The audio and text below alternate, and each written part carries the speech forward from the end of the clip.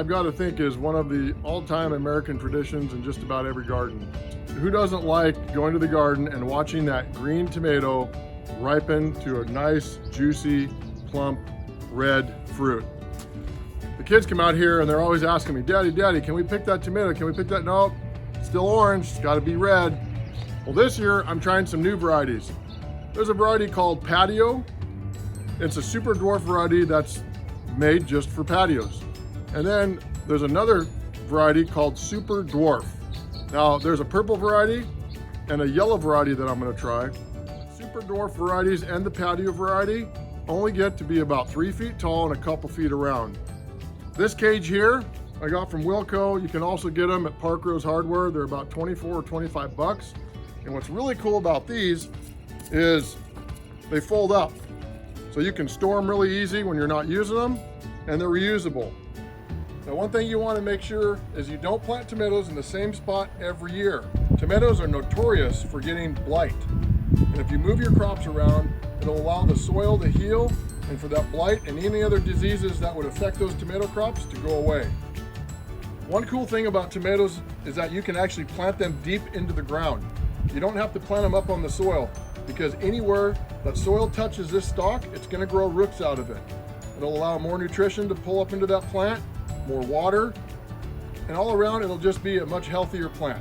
So the first thing you're going to do is you're going to remove any of these leaf stems from around the plant. Some tomatoes have a much taller stalk, so in this case we're only going to plant it to about right here. Now we've already amended this soil, so we're going to just take these plants, we're going to dig a nice hole. What we're going to do is we're going to take the plant, we're just going to rough up the soil so the roots don't become root bound in their own space. This will allow them to really branch out and start growing pretty fast. And in this case, we're going to plant it right up to about here. And one thing you can do to get a head start on your tomato support and cages is take one of these standard tomato cages, even inside of this guy, and you won't have to start tying them up so quick. You'll get the support from this traditional tomato cage. It'll help with your initial support of those branches, and then you can start tying them up as they grow past those tomato cages. Another really good thing to think about when you're getting tomatoes in the ground is tomatoes do not love overhead water. If you want to keep your disease to a minimal, your blight and some of your other things down, put in a drip system or do low watering around the plants. They hate water on the leaves, and when your fruit starts to grow, the worst thing for those tomatoes is to be getting wet with water. So we planted these tomatoes inside the garden box with a tomato cage on these larger plants. But last year we built these big cages around the outside. It's really simple. It's 2x2s and 1x2s. We've got 8 posts, 4 in the corner and 2 on the inside, and then we got these cross members and these top pieces. What these are going to allow us to do is, as these tomatoes grow, we're going to do some stretchy kind of tomato tie or plant tie, and we're going to hold up and tie up all these branches, and it'll keep the branches from breaking. These cages make a good extra support.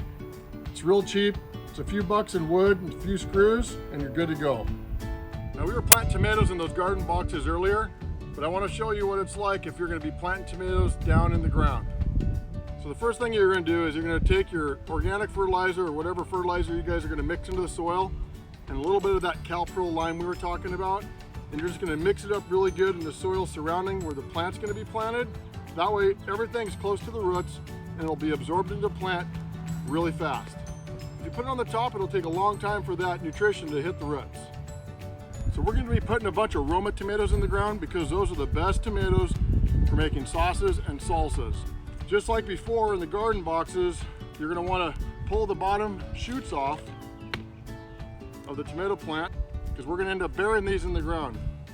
Now remember, when you bury these in the ground, you're going to get roots that are going to grow out of the side of this whole stalk. What you're going to do is create kind of a little well around the plant, and that'll hold water. I always like to put my tomato tag in front of the plant in case you forget what kind of tomato you planted. The last thing to do is take these tomato cages, just set it right over the top of the plant, get it as close to the ground as you can.